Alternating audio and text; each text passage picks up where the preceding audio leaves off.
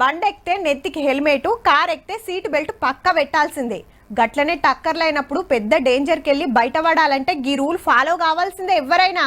Seat belt పెట్టుకుంటే యాక్సిడెంట్లు అయినప్పుడు ఎయిర్ బెలూన్లు తెరుచుకుంటాయి, పెద్దగా దెబ్బలు దాకకుండా బయటపడొచ్చు. అదే బైక్ మీద హెల్మెట్ పెడితే తలకాయకు ఏం కాకుండా చూసుకోవచ్చు, కానీ బాడీకి మాత్రం దాక్తాయి.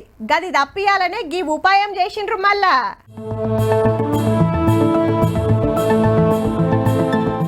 బైకు ఎన్కెంబటి బెలూన్ షెల్లే చూపించుడు బొమ్మను చూపిస్తున్నదేమో గాని అది బైకు నడిపేటోళ్ళందరికీ అక్కెరకొస్తది.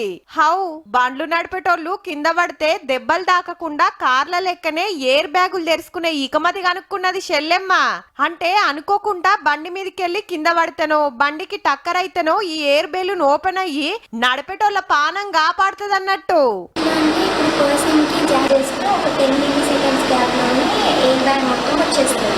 అట్లా ఎయిర్ బ్యాగ్ వచ్చిన తర్వాత పర్సన్ అనేది కింద నీళ్ళలో పడిపోయినా కూడా ఎయిర్ బ్యాగ్ అనేది బెలూన్ టైప్ ఉంటుంది కదా, సో పైకి తేలుతాడు తప్ప మునిగిపోదు. ఇన్నరా ఎయిర్ బ్యాగ్ జాకెట్ లెక్కనే ఉండి బండికి టక్కర్ అయినా నీళ్ళల పడ్డా ఓపెన్ అవుతుందట. మళ్ళా ఇంట్లో GPS కూడా ఉంటదట. టక్కర్ కాగానే దగ్గర పట్లున్న అంబులెన్స్ కు పోలీస్ స్టేషన్ కు మెసేజ్ పోతుందట టెలిగ్రామ్ లా.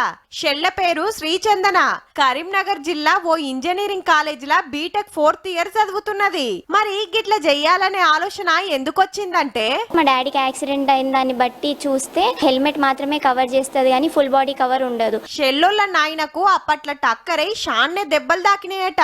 మా నాయన లెక్క ఎవ్వలకు దెబ్బలు దాకొద్దని ఇట్లా ఉపాయం చేసి అటు అమ్మ నాయనలకు ఇటు కాలేజీకి మంచి పేరు తెచ్చిందన్నట్టు.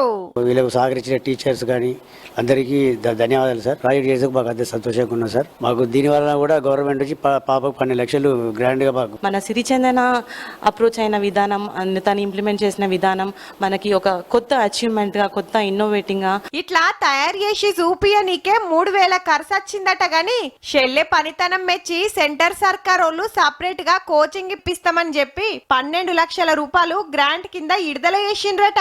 కానీ రేపటి నాడు గీ ఇకమతి నియంగానే వచ్చనా అంటే బండ్లు నడిపేటోళ్ళంతా సలాం చెప్తుండొచ్చు.